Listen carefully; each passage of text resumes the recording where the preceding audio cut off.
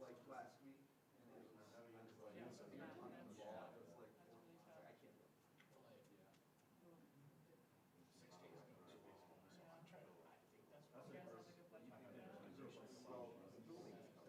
are playing I've never been. I love Utah. college football.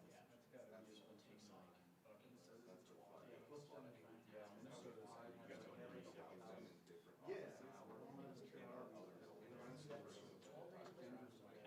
Oklahoma's got Denver's okay. Why is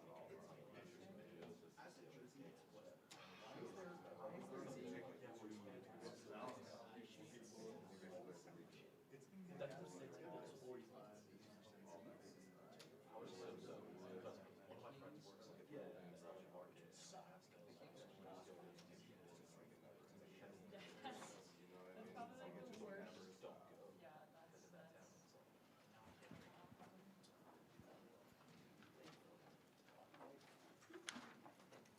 How's everyone? How was your break? Anybody do anything interesting on the break? What'd you catch? Trap. Okay. Anybody else? I built a dresser. Excuse me? I built a dresser. A dresser. Yeah. It took me a while. Like, it was way too long than I anticipated, but Awesome. yeah, got to that. That's good. Anybody? Played in my flag football Final Four, but I lost. You did what? Played in my flag football Final Four, What position? pass rusher. Oh, I need that. Can you help us with that too? Certainly, Okay. idea. There you go. Anybody else? Who else? Get them on some rest. Need some rest. I did too. I bought a couple ATVs though. I got this one Can-Am that's pretty cool. I love it. I got a chance to.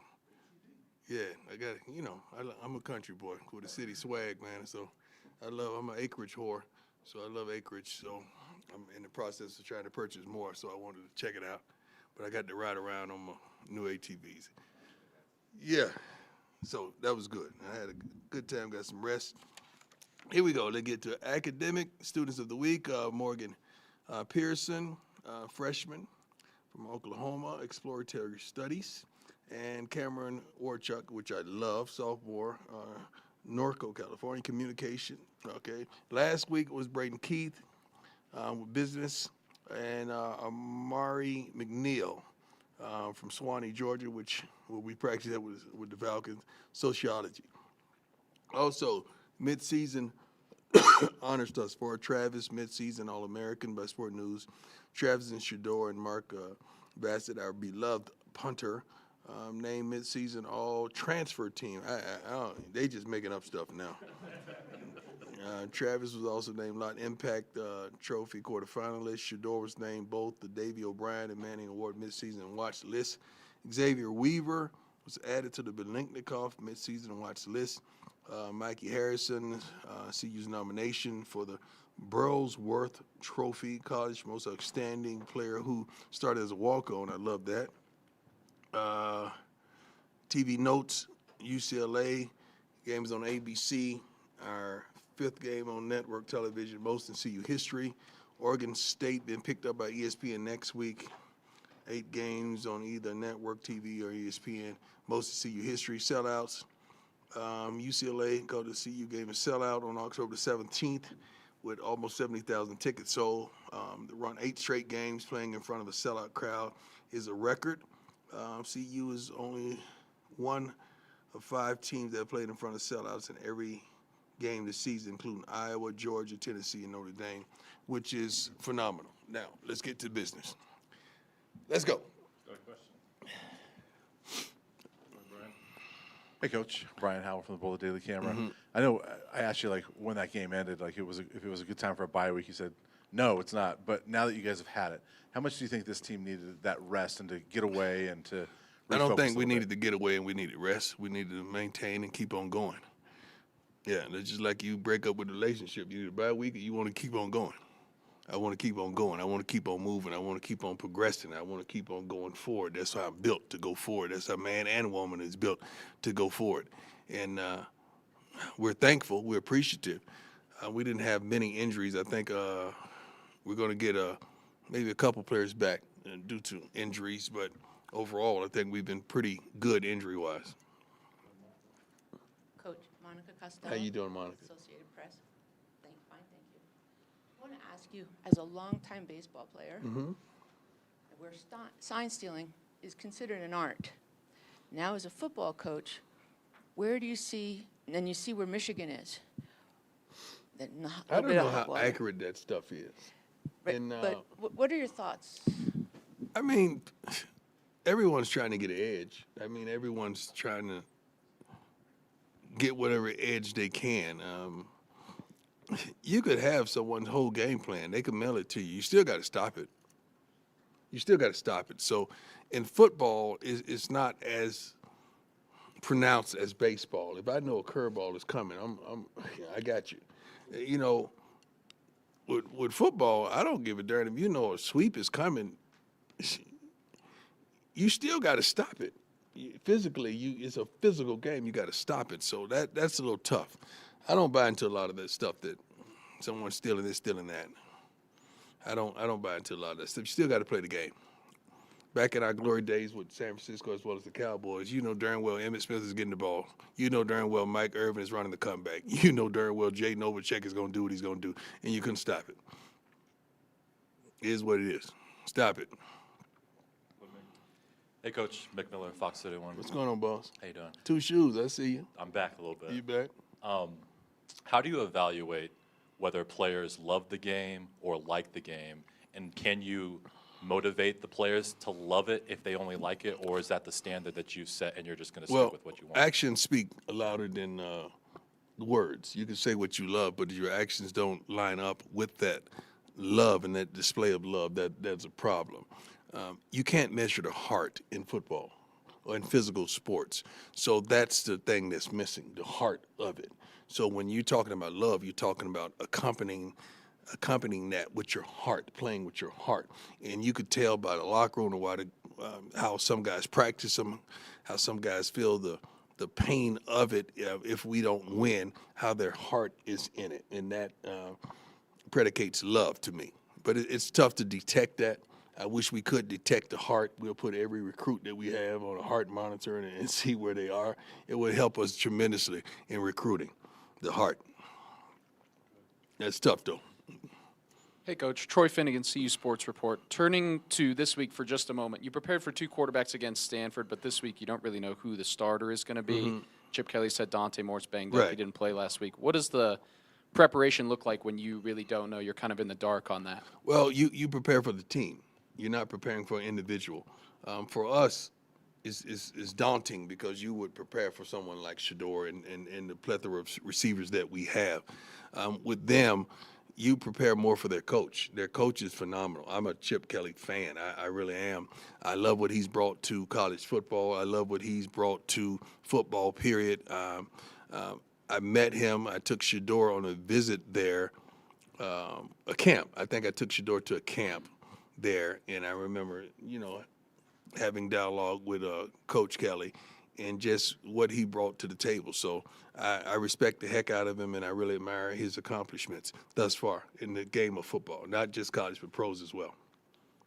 Hi, Coach Adam, Munster Tiger, 24/7 Sports. You mentioned the possibility to get some guys back from injury. Is Savion on Washington one of those? How has he looked moving around? He looks good. He practiced yesterday. He looked good. I don't know if he made it through the whole practice, but he did what he set out to do. So he accomplished his goal. But that kid is tough mentally, physically. He's a dog. He's a future pro. He's one of the kids. I love all of them, but he's one of the kids I'm very fond of, and I love his story, and I just love what he represents for us. He wants to play. The time that he was injured and he had to leave the game, I mean, he was sobbing because he wanted it that bad. That I detected love in his heart and his mind and his spirit that particular game that he couldn't go any farther. But he's a dog, man. I can't wait to see him back. Helps us tremendously on the line. Ariel Arsuto, 9 News. Or after the first game, I should say, Shador said that they had too much time basically to prepare in the offseason, and that's why the offense came out so fast and put up so many points. Does this bye week kind of represent a little bit of that sample to kind of give the offense just a lot of time to prepare for this next game? Yeah, well, you've had a couple weeks, but you got to understand they had a break as well, so they didn't have 2 straight entire weeks. They had I think, they had 4 days off before we came back and worked on Sunday. Then we worked on Monday. We're off today. But no matter how much you prepare, you got to execute. You got to execute what you set out to do. We got to be. Thank you, Lord. we got to do better. We got to do better, and I'm pretty sure we will. Hi, Coach. I'm just curious what Shiloh and Shador's bye week looked like. Did you guys hang out together? What did you guys do? Yeah, we always hang out, but, then they separate like they did out of the womb. You see, they're two different kids, man. They grew up in the same home, but they're two different kids, as well as Junior. All of them are different. I think they spent some time together, then they went to their own different destinations. But they kept football at heart and in mind, and that's something I'm proud of that they all do. And we did a pretty good job of getting everybody back on time and get everybody back on the field with the right work ethic. I'm proud of the young men, most of them. Hey, Coach, how are you? How you doing? I'm doing good. I like the beard. Thank you. I'm curious what you spent the bye week thinking about. What was Everything. on your mind? I don't stop thinking. That's my darn problem. That's why we can't rest as humans sometimes. We got to learn how to turn our mind off. And it's hard for me to shut this off because I enjoy it so much and I want to dominate it. So I'm pretty sure we reached out to parents, of recruits, as well as a little bit of everything, man. I mean, talked to some players as well and talked to some coaches as well as what we're going to do when we get back and as well. But when I have time off, I compile a list that's crazy. I mean, it may be a 50-point list of things that we got to incorporate, things that we got to do. So I never stop, which is unfortunate for me, but I got to mix in some rest with that as well. Hey, Coach, Tyler King with the Denver Gazette. A lot of teams around the country use the bye week to kind of do a self-scout of their own team. I'm curious if you guys did that and what you might have learned about your team throughout the bye week. Well, the coaches had a task to pretty much give me a self-analyzation of each player. So I got a report on each player and how they felt about each player, how they're helping us, can they help us in the future, and so forth. So that was tremendous. That was tremendous, the assessment of each player and where we are right now. Tremendous. Hey, Coach. Jake Schwannis, DMVR. Against Stanford, we saw Trevor Woods playing linebacker. I'm just curious what his role is moving forward. Trevor is a player, man. You got to find a way to utilize him the best of his ability, his strengths, and keep him at the place where he could be a force. He's smart. He's tough. He's physical. He's an asset. So we got to find a way to keep him on the field. And that was one of the ways we found to keep him on the field. And he's smart as I don't know what. So he's not only doing his job, he's helping other guys do theirs by keeping them straight, making sure they know what they're doing. Coach, Matt Smith, 104.3 The Fan, kind of building off the bye week questions. When you had a chance to look back, how did you feel that the season has gone so far compared to your expectations? My expectations are lofty. So you know darn well how the season's going with my expectations. It depends on your expectation. You can't mix my expectation and your expectation because they don't coincide. So you know what mine are. I know where I feel like we should be record-wise, and I know what we can accomplish. I just want to put it all together one game and give it to you and display it. When you looked at the Stanford film, since we haven't had a chance to speak to you since then, was there a common theme that kind of stood out to you about maybe when things got snowballing, what ended up happening? What did you see from your perspective? Penalties. Self-inflicted penalties. But we did a whole synopsis over penalties for the whole season. Each game, breakdown by game breakdown. What are the most penalized groups? What are the least penalized groups? What are the penalties? What do they consist of? Are they before the whistle, after the whistle type of penalties? So we know all of that. So we have addressed all of that and addressed the individuals that are consistently being penalized, and how we're going to improve that here on. We've addressed it tremendously, and you should see a tremendous improvement this Saturday. How do you coach discipline? Seems like that discipline. Could be a bunch of different ways discipline to go about does not just start on the field. Discipline starts off the field, and they carry it on the field. A dude that's undisciplined off the field, he's going to be undisciplined on the field. You can't allow that, and that's something that we got to address. Because if you're late to this, you're pretty much going to be undisciplined with that. If you're not consistent in following your assignments and alignments in this, you're going to be inconsistent when everybody's sprinkled in the stadium of that. So inconsistencies it's consistent with who makes those mistakes. Hi, Coach. Michaela Herbst, CU Independent. You posted on Twitter that you have to completely get out of your comfort zone and try something new. What can the players take away from that statement? I have no idea. When I post, it's what God gives me. It's not for you or you or you. It's not like that. It's just something that comes up in my spirit that I've been doing this for during the 30 years. Every day, Monday through Friday. I'm off on weekends. So that's what I normally do. So it's not a personal attack of someone or some group or some organization. It's just whatever comes in my spirit when I wake up. That's where that derives from. I don't know what they could glean from that. I hope they glean something. I hope not only them, I hope we all, as a people, glean something from that.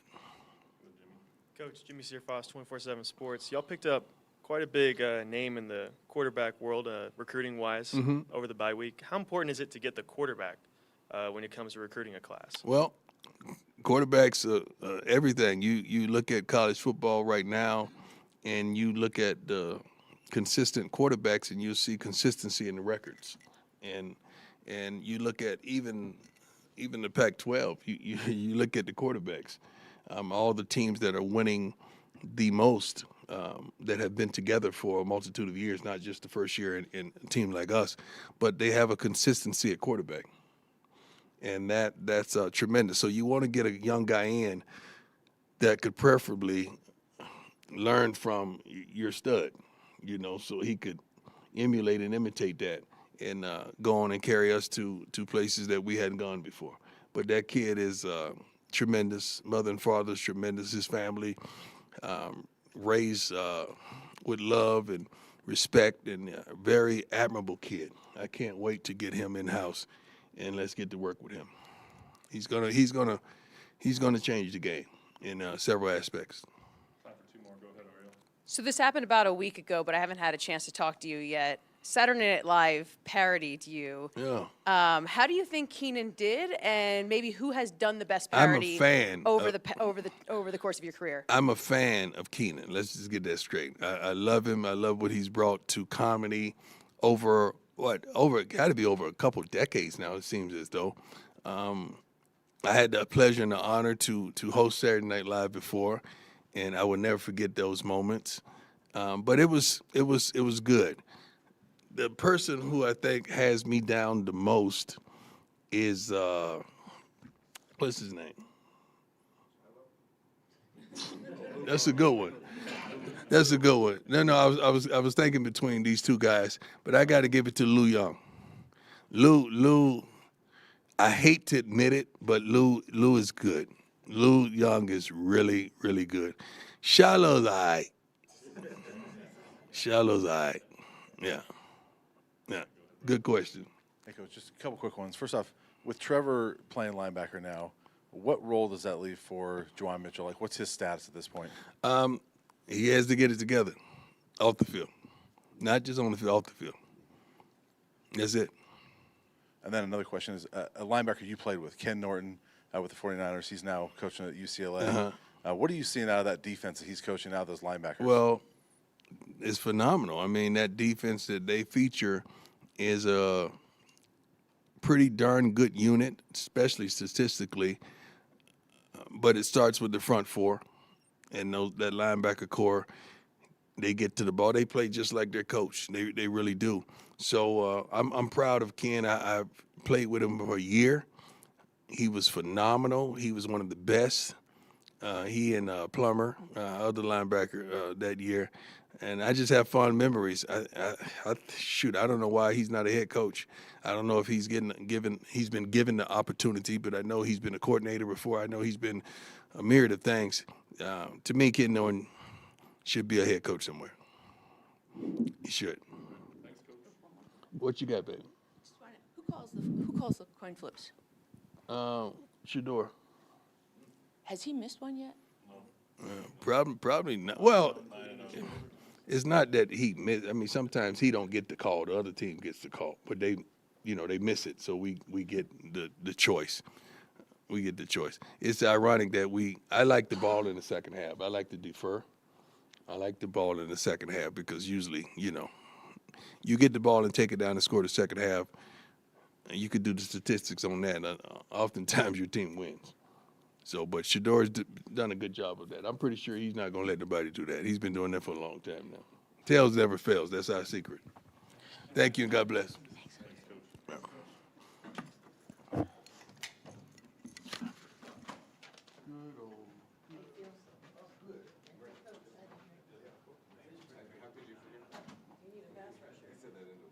I can handle the big boys.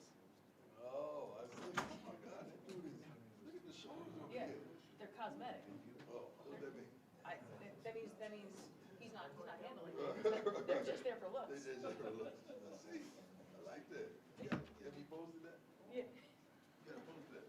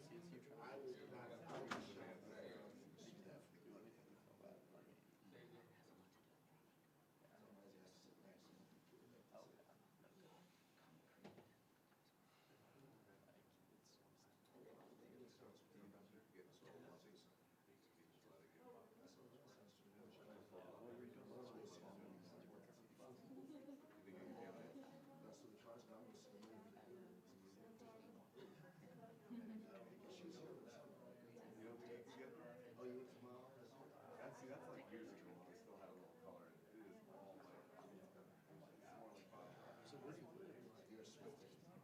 You could never get good. That's got some body to it.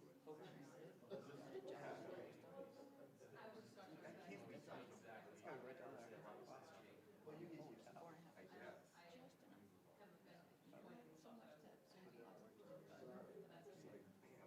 you do that? Exactly, right? Keeps busy for sure.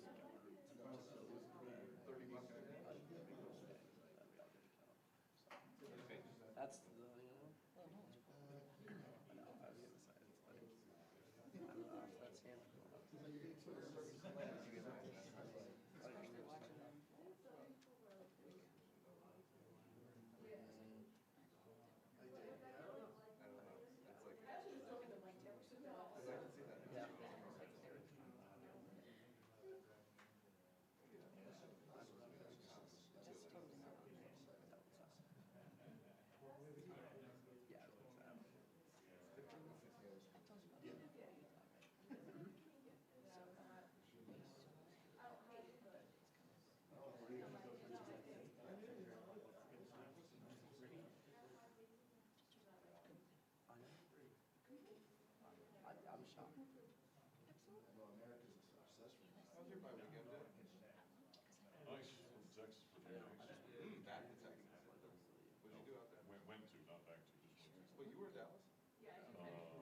Well, I guess that's a good point, yeah. Yeah, I make those. That was months ago. Just at home. A friend of mine's got a Bruins centers, which we had spent some time. Let's go to the weird type stuff.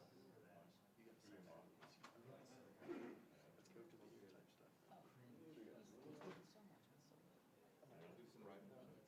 We did, his place, his family runs 1,500 acres. So